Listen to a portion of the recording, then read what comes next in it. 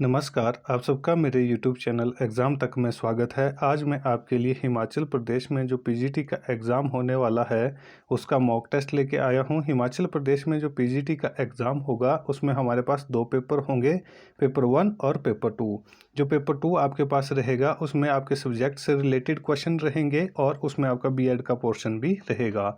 और जो पेपर 1 है, पेपर 1 में आपके पास 50 क्वेश्चन रहेंगे, जिसमें से जो 15 क्वेश्चन है वो एचपी जीके से पूछे जाएंगे और 15 क्वेश्चन आपके पास करंट अफेयर, नेशनल जीके और इंटरनेशनल जीके से पूछे जाएंगे और 10-10 क्वेश्चन आपके पास हिंदी और इंग्लिश से पूछे जाएंगे। जो पेपर 1 होगा ये क्वालिफाइंग नेचर का रहेगा।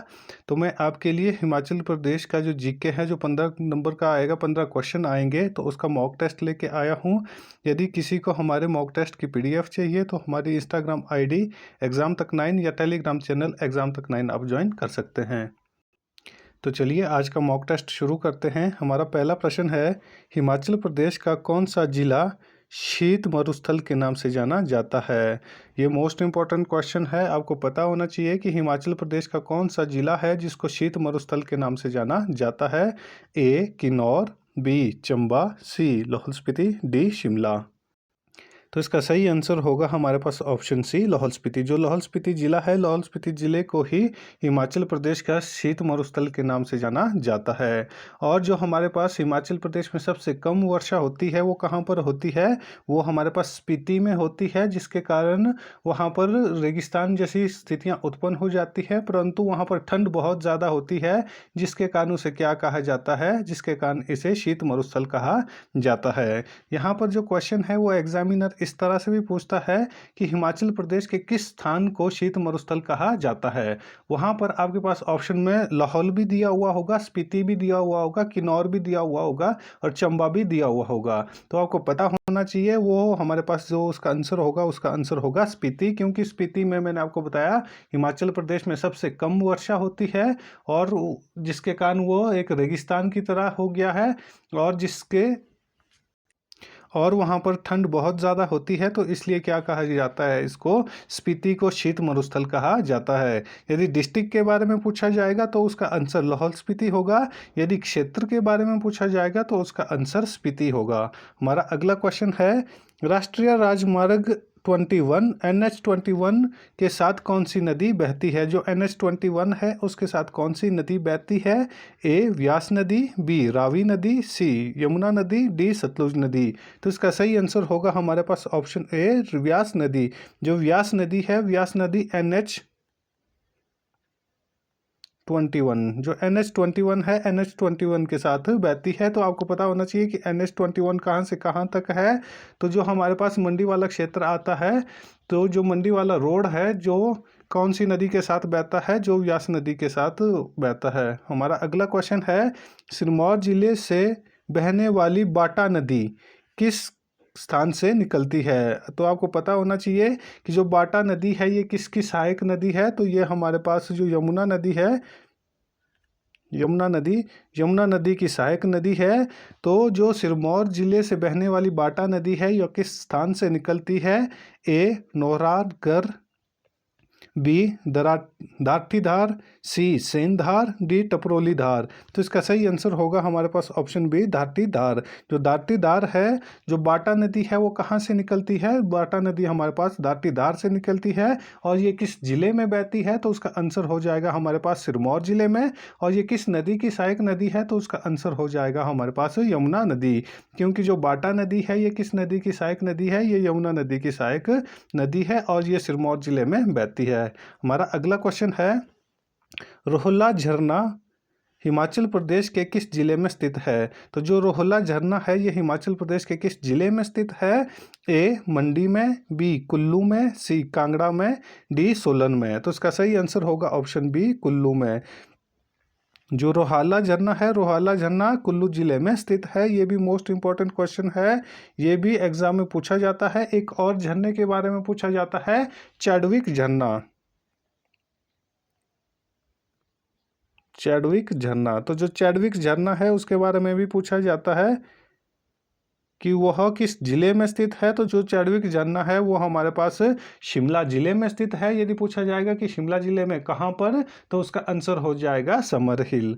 हमारा अगला क्वेश्चन है, ठोडो खेल किस युग की परंपरा को प्रदर्शित करता है। ये वाला क्वेश्चन भी इम्पोर्टेंट है क्योंकि ये वाला क्वेश्चन एग्जाम में पहले पूछा जा चुका है कि ठोडो खेल किस युग की परंपरा को प्रदर्शित करता है। ए महाभारत काल, बी वैदिक काल, सी रामायण काल, डी मुगल काल।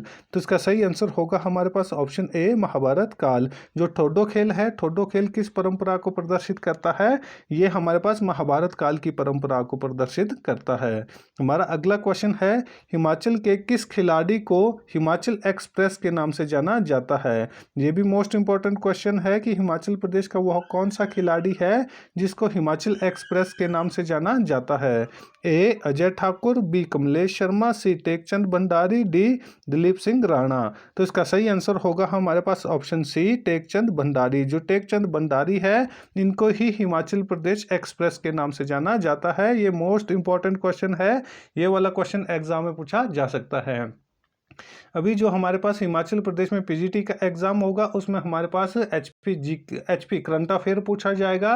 तो हिमाचल प्रदेश का जो करंट अफेयर है उसके लिए मैं अलग से आपके लिए वीडियो बनाता हूं, जो एक वीकली करंट अफेयर की मेरी वीडियो आती है जो गिरिराज साप्ताहिक पत्रिका से होती है। क्योंकि हिमाचल प्रदेश में जितने भी एग्जाम होते हैं और उसमें जो भी करंट अफेयर हिमाचल प्रदेश से रिलेटेड पूछा जाता है तो वो हमारे पास गिरिराज पत्रिका जो होती है लगभग उसी से आता है। तो इसलिए मैं आपके लिए वीकली करंट अफेयर की वीडियो बनाता हूं। तो आप मेरे चैनल पे जाकर प्लेलिस्ट में चेक कर सकते हैं, गिरिराज करंट अफेयर के नाम से मैंने प्लेलिस्ट बनाई है, वहां पर आप मेरी वीडियो को देख सकते हैं। हमारा अगला क्वेश्चन है, कमलागढ़ दुर्ग पर किस वर्ष सिख सेनाओं ने अधिकार कर लिया था।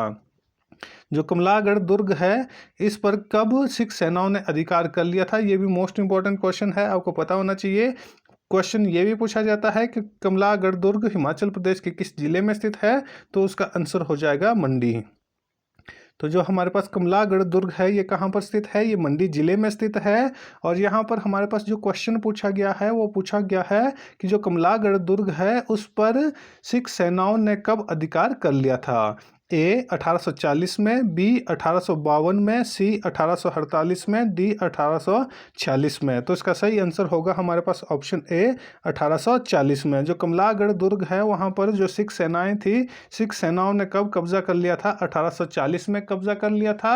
और पहला जो आंग्ला सिख युद्ध होता है उसके बारे में भी आपको पता होना चाहिए कि प्रथम आंग्ला सिख युद्ध अंग्रेजों के साथ सिखों का युद्ध कहाँ पर हुआ था, वो हमारे पास जो कांगड़ा, कुल्लू और मंडी का क्षेत्र है उसके लिए अंग्रेजों ने सिखों के साथ युद्ध किया था। और पूछा जाता है कि प्रथम आंग्ला सिख युद्ध कब हुआ। जो प्रथम आंग्ला सिख युद्ध है वो 1845 और 46 में हुआ था। कब हुआ था, 1845 और 46 में। तो इसके बारे में भी आपको पता होना चाहिए। और जैसे ही 1846 में जो हमारे पास आंग्ला सिख युद्ध होता है तो उसके बाद जो मंडी का क्षेत्र है, कुल्लू का क्षेत्र है, कांगड़ा का क्षेत्र है, ये सारा का सारा क्षेत्र किसके अधीन चला जाता है, ये अंग्रेजों के अधीन चला जाता है।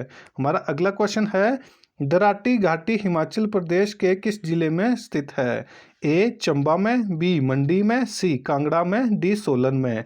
तो इसका सही आंसर होगा ऑप्शन सी कांगड़ा में। जो दराटी घाटी है वो कहाँ पर स्थित है, तो ये हमारे पास कांगड़ा जिले में स्थित है। तो आपने दराटी पास के बारे में भी सुना होगा जो कांगड़ा और चंबा के बीच में स्थित है। और जो दराटी घाटी है वो कहाँ पर आती है, वो हमारे पास कांगड़ा जिले में आती है। और आपने दराटी पीक के बारे में भी सुना होगा, तो जो दराटी पीक है तो वो कहाँ पर स्थित है, वो भी हमारे पास कांगड़ा जिले में स्थित है। इसलिए ये मोस्ट इंपॉर्टेंट क्वेश्चन हो जाता है क्योंकि इससे रिलेटेड क्वेश्चन भी एग्जाम में पूछे जा चुके हैं। हमारा अगला क्वेश्चन है, लुहारा प्राचीन काल में किस रियासत की राजधानी रही है। जो लुहारा एक जगह का नाम है तो वो प्राचीन काल में किस रियासत की राजधानी रही है।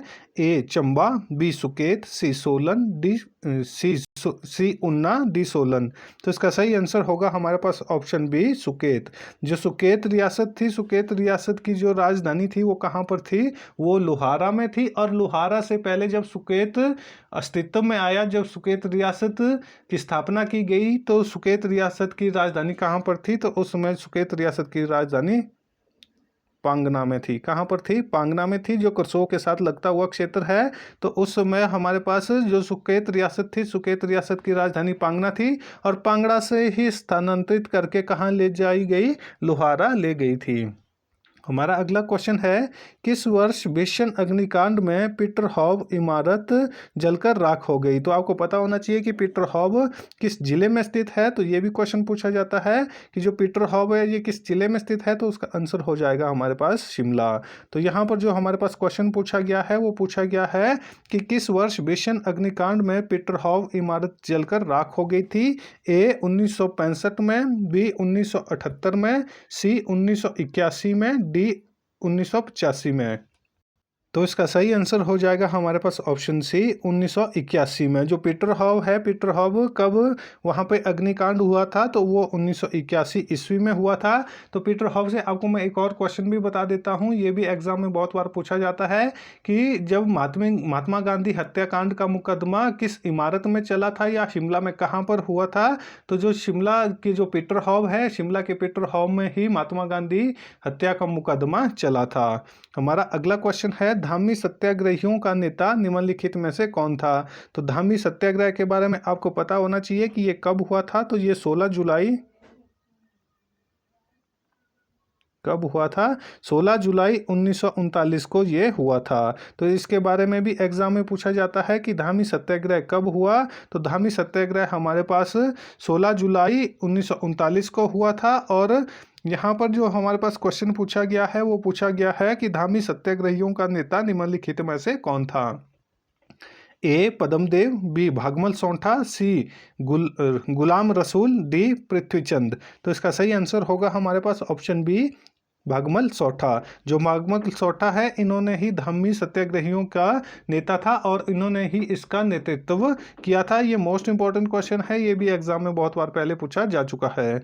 हमारा अगला क्वेश्चन है, सुप्रसिद्ध देवी बाड़ा मेला किस जिले में मनाया जाता है? तो इसके बारे में भी आपको पता होना चाहिए कि हिमाचल प्रदेश में देवी बाड़ा मेला किस जिले में मनाया जाता है? ए सोलन, बी मंडी, सी कुल्लू, डी किन्नौर। तो इसका जो सही आंसर होगा वो होगा ऑप्शन ए सोलन। जो सोलन जिला है, सोलन जिले में ही देवी बाड़ा मेला लगता है। हमारा अगला क्वेश्चन है, पलचान कोटी रोपवे प्रोजेक्ट किस जिले में स्थित है? तो ये भी आपको पता होना चाहिए कि पलचान कोटी रोपवे प्रोजेक्ट हिमाचल प्रदेश के किस जिले में स्थित है? ए शिमला, बी किन्नौर, सी कुल्लू, डी मंडी। तो इसका सही आंसर होगा हमारे पास ऑप्शन सी कुल्लू। जो कुल्लू जिला है, कुल्लू जिले में ही पलचान कोटी रोपवे प्रोजेक्ट लगाया गया है। हमारा अगला क्वेश्चन है, हिमाचल प्रदेश का कितना प्रतिशत क्षेत्र वनों के अधीन है?